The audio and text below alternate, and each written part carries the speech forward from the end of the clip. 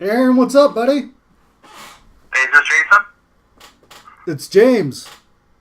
Oh, James. Hey, how's it doing, dude? Hey, pretty good. Hey, we're close, right? Started with the same letter. What's that?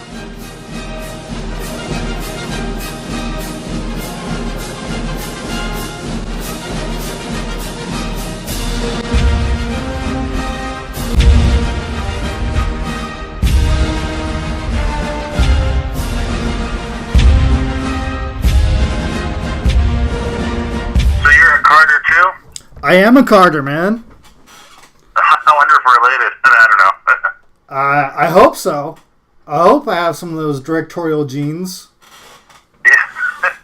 And thanks for being on the show. Yeah, are we live right now or no? We can be live. I can count us down. I can do whatever you want. This is like the most unprofessional podcast of all time.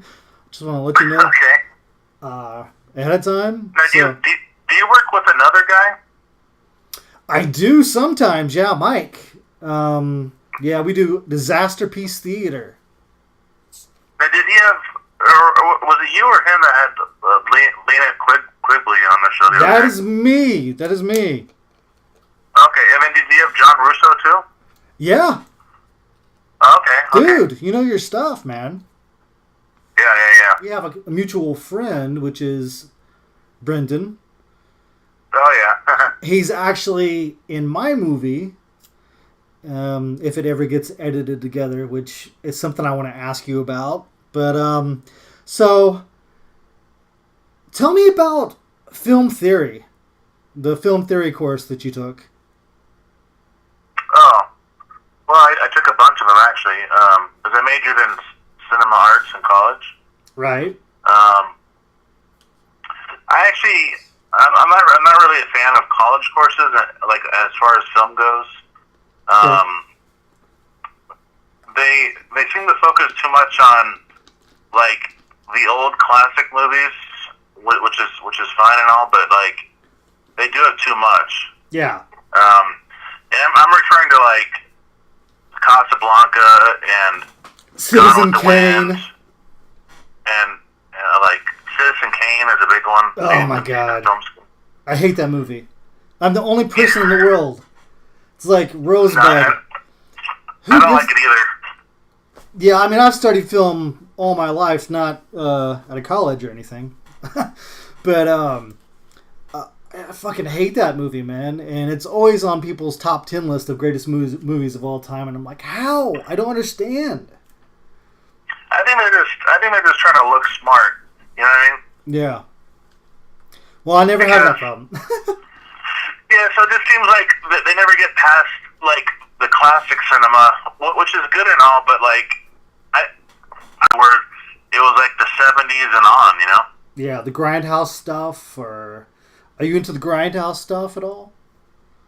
No, we didn't cover any of that stuff. Oh, really? So it was just, what, like, Kramer versus Kramer, Midnight Cowboy? Yeah, all that like, shit. Yeah. I mean, some of that stuff's Boring good. movies. Yeah. Well, from what I know of you, and pretty much it's just from Brendan's videos, is you're basically just a horror guy, right?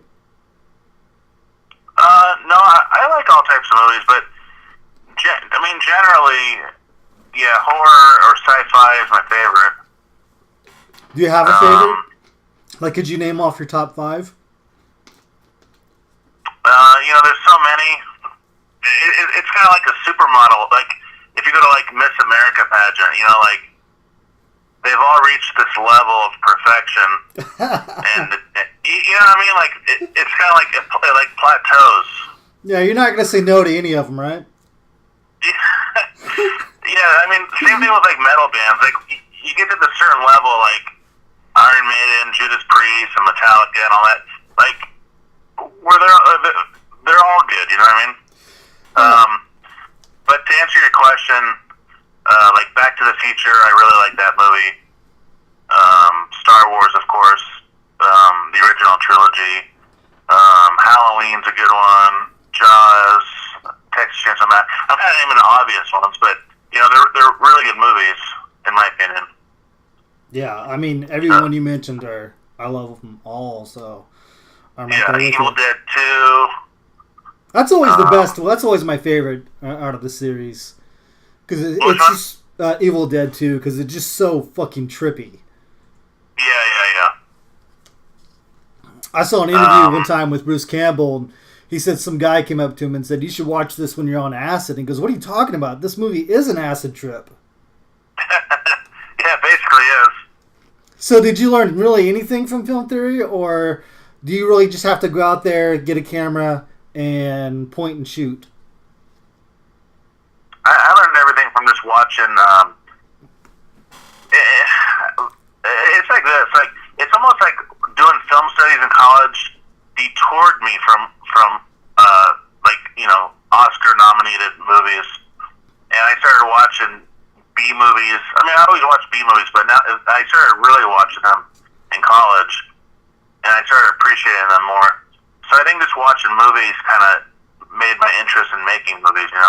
Yeah. What do you think the correlation is between horror films and metal music? Because I'm a big metalhead myself, and it just seems like those are almost you can't separate the two. It's so weird. It's just like a select group of people are into that stuff, and the two go hand in hand. Like if you like metal, you probably like horror movies. They touch like things that most people might say is taboo, or like I'm not a sensitive person. Like it takes a lot to offend me, and I'll watch a movie and I won't cringe at all, but other people will watch it and like, oh my god, I can't watch this, and they'll cover their eyes, and I'm like, really, you can't watch? I mean, it's not that bad, Yeah. So I think maybe like just listen to metal and horror movies like maybe desensitize me a little bit, but yeah, I love both of those things. Now, when you write a script, and you've written 2 for sure that I know of, which is Dead Kansas and An Hour to Kill, and that actually had 3 stories in it. But I'm sure you've written a bunch more that hasn't seen the light of day yet. I know this is kind of a weird question, but don't you feel like the cell phone kind of ruins everything in horror? Well, yeah, because it takes the danger out of it, because now you can call for help. Yeah, I mean, there's no sense of isolation at all, and that is a huge problem when it comes to horror films, because you sort of need, like Texas Chainsaw Massacre. If you had a cell phone, that's not going to work. I guess the only film it could work in would be Nightmare on Elm Street. I guess Freddy wouldn't care one way or the other if you had a cell phone or not. Well, yeah, I think there's even a scene where she has a phone and Freddy sticks his tongue out of it. But yeah, any of the Friday the 13th, if they just had a cell phone, they could call for help, and yeah, it kind of runs it, huh? It does for me. That's why maybe that's why horror movies kind of suck nowadays. Yeah, except for yours. But mine sucks. That's all I can say is mine's crap. But that's why I love the 70s and 80s, man. I'm sort of stuck in that time frame when it comes to the horror genre. I feel like... Yeah, like 70s and 80s? Yeah, pretty much. I was born in the 70s, so the 80s really hit me hard with all those, Friday the 13th, like I said, The Nightmare on Elm Street. Not only that, it was the era of VHS and the video rental stores. Oh, yeah. So, I mean, that was a big part of it. Like, you're more invested to watch the movie when you actually go down to the place and you pick it out, and you rent it, and you have it in your possession. You're gonna watch it, as opposed to like just kind of going through Netflix and checking out a movie for 5 minutes and then turning it off. Yeah, especially when you're a kid and you have limited money. It's like you're gonna watch that thing 5 times because your parents aren't gonna give you another $5. So you're gonna wear that tape out. Another thing, like the video store days, the first thing I think that attracted me to horror films is I knew that was a way I was going to see chicks naked. Yeah. And I could get away with it. You know? I was like, yes, you know? So... Yeah, they showed a lot of TNA in the 80s. And don't you think, like... I mean, I don't know about your politics or anything, but we live in such a sensitive time that you almost can't get away with anything today without it being watered down. And that's... Yeah, I know. And that's painful too, especially for creative people, because it just when you get stifled, it's just like where do I go? Yeah. Well, I have in my film there's a segment called Hog Hunters. Oh my God, I know. But please tell us. One of the actors, he just happens to be black. You know what I mean? Yeah. And everyone's like, oh, this segment was racist. And I'm like, what? It was racist? What do you mean? And they go, there was nothing racist about it. Right. But I guess some people perceived it as racist because he was a black guy. But like, I didn't write him as a black guy. Joe McQueen wanted to do the role, and I gave it to him. And I had nothing. They don't say anything racist in the whole movie, but people have talked to me about it and said, "Oh, you know that part was racist," and I'm like, "Okay." Well, because people want to read that shit into it, you know? They want it to be racist. Yeah, exactly. They want to find something that isn't there. So, when you did Dead Kansas, it was like, wasn't like a 3-part webisode or something, and you turned it into basically a full-length movie? I made it a short first, and then everyone's like, "Oh, you know, let's continue the story." So we made another one. And then the main girl on it, she told me she was pregnant, and she kind of wanted to bounce out of the production. So I picked another girl to replace her. I thought being a web series, it wouldn't really be that big of a deal, but when you put the movie together, there's actually 5 parts to it, but when you put them all together, I guess it's a little jarring when the actress, you know, changes halfway through the movie. Yeah. So, but that one's available on Amazon right now. I have it all edited together, all 5 parts, and it's a fun one. Yeah, I mean, when I saw it, I just sort of took it like Death Proof. You know, it was easy for me just to go along with it because I'm like, this feels traditional grindhouse or exploitation. They used to do that shit all the time. So did you have to write additional stuff, or was it already just there, or did you just have to create new stuff on the spot, or how'd you do that? The script had an outline, and then I just kind of pieced it together real quick. That's why the parts were filmed so far apart from each other.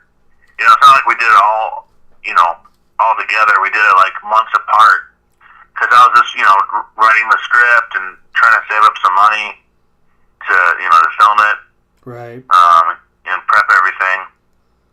So this one we tried to in an hour to kill. We tried to film it all you know, together. So the consistency is better. Yeah, I mean, I really love that film. It's kind of a horror Pulp Fiction in a way, wouldn't you say? Or am I talking out of school here? Do you see any similarity? No, that sounds right. It's kind of, I guess it can be described as Pulp Fiction meets Creepshow. Yeah. It's about these 2 hitmen, for those who haven't seen it yet. It's about these 2 hitmen who have an hour to kill. It's a play on words. And yeah. in that hour, they want to waste time. They tell each other stories, right? And and then it goes back to their story after the story's done. So that's like the wraparound stories, the hitmen. And they just tell each other these three tales. One of them's called Hog Hunters. The other one's called Massacre, and that one has Brendan Mitchell in it. At Web Movie 1. And then Valkyrie's Bunker is the third one. Meet Frankie and Gio, 2 hitmen on a mission. We gotta handle this. They are not just assassins. They are master storytellers. You think you can handle it? 3 disturbing tales with everything you desire. Perverted farmers. You're gonna squeal for me. You're gonna like it. Voluptuous vixens. This time tomorrow, we're gonna be the most in-demand bitches in the valley. Glamorous mob bosses. Damn it! He's gonna run away somewhere. We'll never find him. Cringy video bloggers. Wet Movie One back here again for another out and about video for you guys today. Extravagant bartenders. I call it the pink diamond. You're gonna love it. Undead Nazi serial killer.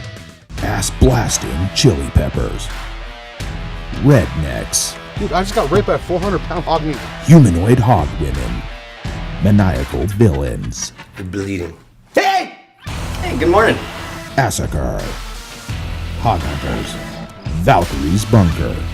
3 stories. 2 hitmen. 1 hour. You got 1 hour to do it. Man, I like your style. From the people who brought you Dead Kansas comes An Hour to Kill. Streaming now. How did you raise the money for this? Well, just there's no real secret. I mean, I just filmed a little bit at a time, you know, and we did it as cheaply as possible. All the actors worked for free. All the locations we got for free. Some of the equipment was just borrowed. So yeah, just a lot of you got to do a lot of favors. Yeah.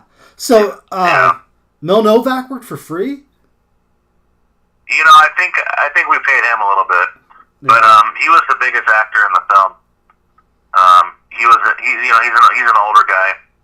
He was in Game of Death, and he was in The Ultimate Warrior, which is my favorite Yul Brynner movie.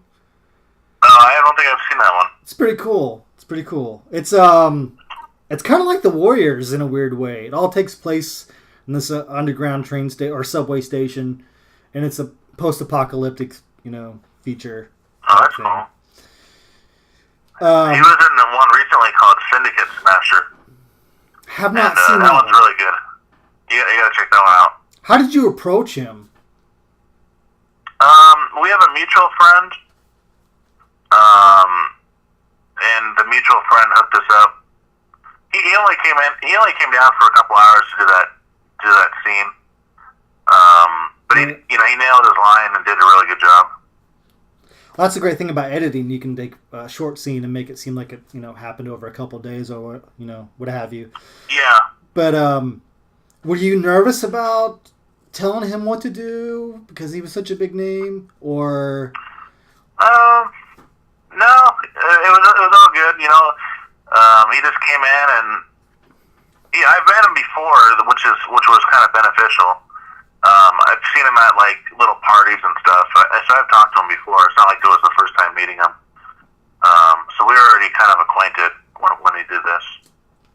Right. But he had a really nice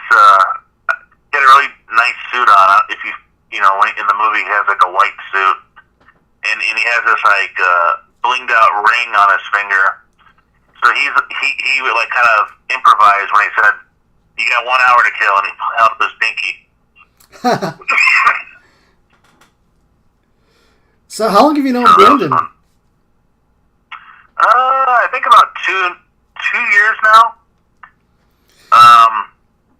He would always do videos. I watched him and Sean, Cool Dude's videos, and I noticed that Brendan did a lot of stuff locally. Some of it even by my house. There's a record store across the street from my house, and he did a couple of videos in there. So I just hit him up one day and go, "Hey, can I be part of one of your videos sometime?" And we hit it off, and I try to, I've been in him like maybe like once a month. I'm in one of his videos. Yeah, I try to catch them all. You crack me up because I can never tell if you're serious or not. Yeah. And I'm like, is he joking? Or I remember one of my favorite ones was probably the, and I know I'm getting off topic here, but Brendan bet you, and I thought it was impossible. I was told it was impossible, but I you proved everybody wrong that you can't drink a gallon of milk in an hour and hold it down. I did it like in 20 minutes or 15 minutes. I know. I couldn't believe it. Dude. I don't know how you didn't die. Well, that's the thing. Like, I heard rumors of that, and I'm like, that's not true. I drink milk all the time. Like, I can do that no problem. You know? And I did it, I think in like 15 minutes I drank a whole gallon of milk. I think the people in the Army do it as like to try to get in their club or something. It's like a hazing, probably. Yeah, like frat boys do it, probably. But, yeah, I had no problem doing it. And Brendan said something about you were passed out, or was that true, or was he exaggerating? Well, the thing is, I also ate a pot brownie. Ah, well, that's why he passed out. Well, shit, he didn't mention that. So the milk kind of helped, you know what I mean? Like, it helped, you know, the dry mouth and stuff, you know? Absolutely. So what's the trick to getting naked chicks in your movie? You know, it's funny. Semi-naked chick. He knew Veronica Ritchie, who's a porn star, and she was at a premiere that we were at, coincidentally, and he introduced her to me. And I was trying to find, in the movie there's a role where there's a stripper who has like a hog face. So yeah. Like half hog, half stripper. And I was trying to get girls to do this role, and I approached like 5 girls and I told them about it. But I mean, you know, it's kind of a hard sell, you know, hey, you're going to be a stripper, but you're going to be like half hog. Yeah. You know, it was kind of a hard sell. Yeah. And I got a couple girls hung up on me. A couple girls kind of walked away. They weren't having it. But then I talked to Veronica, and she said, "Oh yeah, I just played a half snake, half woman role like last week." I'm like, "Oh, okay. Well, perfect." Did we just become best friends? Yeah, so it kind of worked out, you know. Absolutely. So, yeah. And what, like the locations? Yeah, we rented out a strip club. Yeah, how did you? In North Hollywood. Did you know a guy, or? I mean, this one's like a real seedy one. Yeah. You know what I mean? So, as you can tell from the movie. Did they just let you shut it down for a while? Well, yeah, we checked out a couple other strip clubs in the area, and they all wanted like, you know, $1,000 and all this shit. And this guy, he had this real, you know, rinky-dink one, and he's like, all right, sure, yeah, come in for 2 hours and do it. I'm like, all right, cool. So awesome. Veronica Ritchie, she danced for us in the hog face, you know, the makeup. Yeah. And you know, all the extras had a good time. You know. Can you tell us? Because I'm pretty sure that the bathtub scene had to be shot twice. Is that true? Did you go back and reshoot that scene? Okay. The part with the guy in the bathtub. Yeah. That was only filmed once. Okay. But the scene where Brendan and all them walk into the house, that was filmed twice. So there were complications, and would you like look at the cutting room floor and say, you know, or the editing room, and you're like, well, we have to add this and take away that? Or? No, I watched it, and I wasn't really happy with the way that we did it the first time. So originally it was just him and Gabe kind of walking through the house to find the guy. But then I wanted to add Luna and Meow in there too. Yeah. So we added her on the second time around, and I think it works better this way. Yeah, she was so happy too to be in that. It looked like, you know, I think that was her first movie. Yeah, she's real nice, and everyone likes Luna. She's real cool. Yeah. So I have to ask you that you know, you guys hit your you raised the funds for the Out and About movie Part 2. Oh yeah. So are you actually going to head out to Vegas or Tijuana or someplace like that? And do you have anything in mind? We're going to Vegas again. Or not again, but we're going to Vegas. The first one was filmed in Vegas. But that was 8 or 9 years ago. Right. It was Brendan, Gabe, and Sean. The three of them went. Yeah. Now Sean and Brendan, they don't really talk too much anymore. Yeah. I know. I heard. So I'm gonna fill in for Sean's part, I guess. Thank God. And so the three of us are gonna go. We raised the money. I made the page. I asked for $1,200 just to cover the gas and the room and because we're going for a couple nights. Yeah. I donated, just so you know. Oh, really? Okay. Yeah. So I'll add you to the credit. Well, we're gonna add all the. It was only $5. It was only $5. Okay. That's fine. We'll still do it. That's all I had in my PayPal account at the time. I'm poor. I'm from Indiana. But there were a couple people that were I guess upset or I don't know about the whole GoFundMe thing. They thought oh, you guys are making us pay for your vacation and this and that, and it wasn't like that at all. Actually, we just everyone was saying to Brendan, if you look at the comments on the original Out and About video, everyone's like, you should make a sequel. So, he doesn't really have a lot of money, and I was just asking for $1,200 just to get us all there and get us the rooms and stuff. I don't know. I guess it depends on which way you look at it. But we definitely weren't trying to get people to pay for a vacation. We're just trying to make this film the best we can. Well, yeah, it wasn't part of it because of Gabe. I mean, there's no way Gabe could pull his end, right? Well, that's actually the biggest part of it is Gabe, and just getting him to go to Vegas again. It's kind of an ordeal, but yeah, because of what happened last time, right? When he got left out in the hotel room, or I can't remember exactly what happened, but there was some sort of confusion between him, Sean, and Brendan, right? Yeah. But I just wanted to make sure everyone had the room covered and we had money for food and just certain things. But I bet you take your hat off in this one. Yeah. But we're gonna make it good. We're gonna make it real good. It's gonna look more professional than the first one, of course. Well, yeah, you have a director now. Yeah, and I think it'd be better as a road trip movie. Whereas the first one, they just kind of get on a plane and they're in Vegas in 5 minutes. Yeah. On this one, I want to, make it like a road trip. We're actually going to drive from California to Vegas and go to little places along the way, little places in the desert. Yeah, I can't wait, man.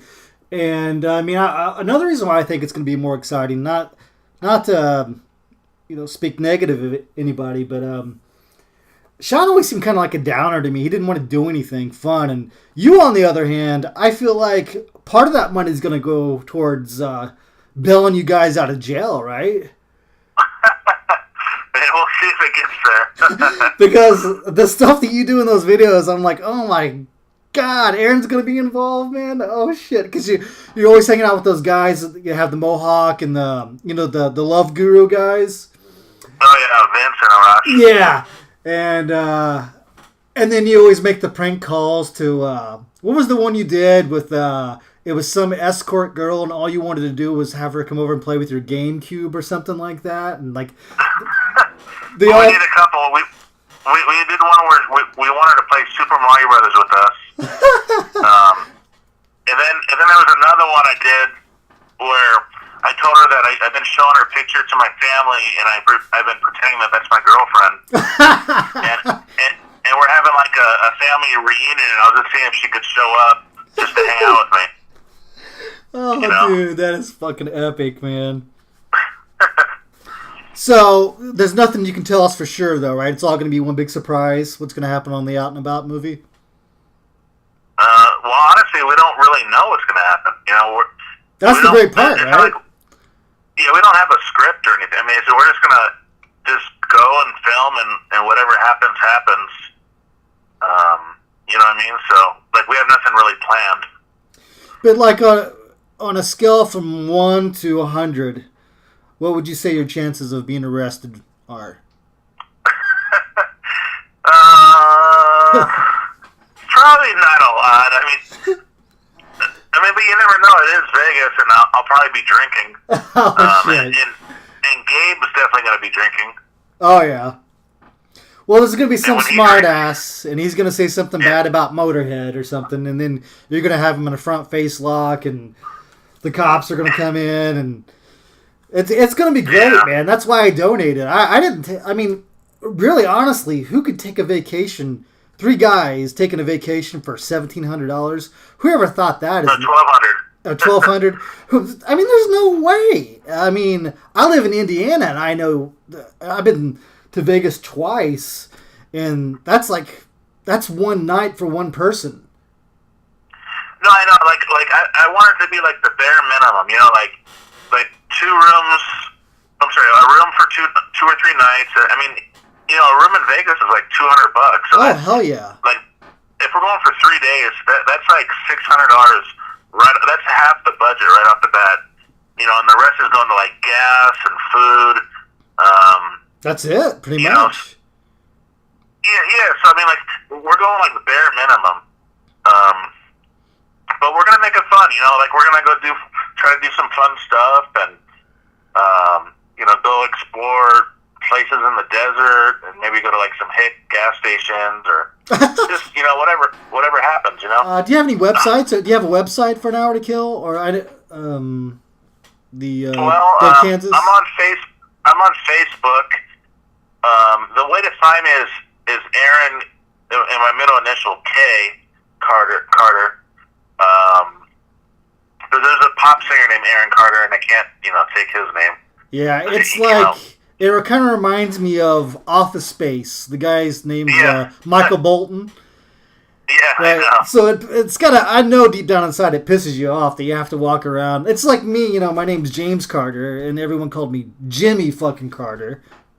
Oh, yeah, like the president. Yeah, and it's like, oh, yeah, you like peanuts? Yeah, you're hilarious, dude. I love peanuts. That's so stupid. It is stupid, but, you know. And then, going back to the website, both An Hour to Kill and both Dead Kansas, they're on Amazon Prime. So, you can watch it pretty much for free if you just go to Amazon. And then we have a trailer on YouTube, and the trailer turned out really good. So check out the trailer for. Oh, I love the trailer. Isn't it $2.99? Is it $2.99 to rent or to own? Isn't it? Actually, it was, but recently I put it on Prime, so people can watch it for free. Holy moly! I mean, there's no better deal than that, man. Yeah. And it's as good as anything that anybody's gonna find on Netflix. Yeah, I really love it. It's a fun movie. It is a lot of fun. It's, if you're sensitive, if you're a pansy or a pussy, you're not gonna like this movie. But if you're like a hardcore, open-minded horror movie loving fan, you are going to dig this shit, man. It is bloody. There's boobs in it. It's funny, and you've got the guy from Game of Death in it. You know, Mel Novak. So. What else can anybody possibly fucking want? Yeah. I mean, one of the stories is about a Nazi serial killer. It's kind of like a slasher film about these 5 girls that are looking for marijuana, and he takes them out one by one. Yeah, but they didn't get naked. They didn't get naked, Aaron. No, I wish they did, but no. You couldn't talk him into it? I was like, you know, he's going to talk to him. At some point, they're going to get naked. There's one in a white tank top. I think she's a brunette. Yeah. I'm like, at some point, she has to get naked. She has to get naked. I know this director's work. I wish. Or maybe she did, but just not on camera. Or can you not? Yeah, there you go. Can you not say? And then, of course, Massacre has Brendan and Gabe in it. So Massacre is kind of like an unreleased out and about video, if you will, you know? Yeah. And then Hog Hunters, of course, is about these 5 guys that want to pick up some fat girls, and they end up going to this farm with half hog women mutant people there. So that one's a lot of fun too, you know? Yeah, it's Hell Comes to Frogtown meets fucking Pieces. Or how about Deliverance Yeah. meets Deliverance meets Miss Piggy? I don't know. Yeah, totally. So are you writing something now? Yeah, well, I'm kind of like brainstorming. We have a big homeless population here in Los Angeles, and I'm kind of writing a story based on that, but of course like a sci-fi horror type film. You know what I mean? Yeah. So I can't tell too much, but I'm writing it in vein of like. You ever see that movie Fortress that came out in the '90s with Christopher Lambert? I did. Yeah, it's kind of like that a little bit, but with a bunch of homeless people. Oh, it sounds like a great idea, man. Yeah. Like. It's called the Hub. Oh, I'm loving it. I can't wait to see this thing. Does this have anything to do with the secret meeting that you and Brendan had in Hollywood at a movie studio? No, that was to talk about something else. Yeah, we actually went to Warner Brothers and had a little meeting there. Is that top secret too? Yeah, it is for now. Damn it! Just one of the executives over there was a fan of Brendan's videos and wanted to meet him. So, you know, that's we all awesome. live pretty close to. Yeah, we live close to we live in Burbank pretty much. So, we went over there and just met with the person for a little bit. That was a fun video. We went to the property department, and I don't know if you remember, but we went through the basement of the property department, and they have a bunch of like props and just weird stuff from movies that you might have seen. Like from Goonies, right? Wasn't there something from Goonies? Yeah, there's from Goonies. There's the piano from Casablanca. Your favorite movie? Yeah, they had some Batman Returns props. Check out whoever's watching. Check out the video. It's a real fun one. And then last week we went to this thing called I Like Scary Movies. It's an exhibit in Los Angeles here, where they actually like create scenes from horror movies like Beetlejuice and It and The Shining and some other films, Nightmare on Elm Street, and they actually create like scenes from those movies, and you can pose in the scene. Like for example, they have the door from The Shining where Jack Nicholson was hitting it with the axe. Oh yeah, here's Johnny. Yeah, so you can put your face behind it and take a picture. Awesome. Yeah, it was a lot of fun. That video just came out last week, so check that. It's called I Like Scary Movies. Yeah, his channel's Wet Movie 1. All right, man. So, Dead Kansas, Amazon, right? Yep, and Hour to Kill is there too. Okay, and then the upcoming project, Out and About Movie 2, which you are helming with Brendan. Gabe's going to be there, but I'm sure he's not going to be involved in the creative aspect, is he? No, it's just going to be me and Brendan kind of calling the shots. Right. We're gonna do that in mid June. So we're gonna go mid June, so a couple months from now, and then Brendan's pretty quick with editing, so he'll probably have it out by August or so. Yeah, didn't he edit his own scene in An Hour to Kill? Yeah, he edited that whole segment, and he does it quick. Like he does it super quick. But yeah, so by August the Out and About Part 2 should be out. Okay, man, I can't wait, and I really appreciate it. Cool. I really really appreciate you having me on your show. Yeah, I had thanks, a lot of fun man. talking to you. Yeah, it was a blast.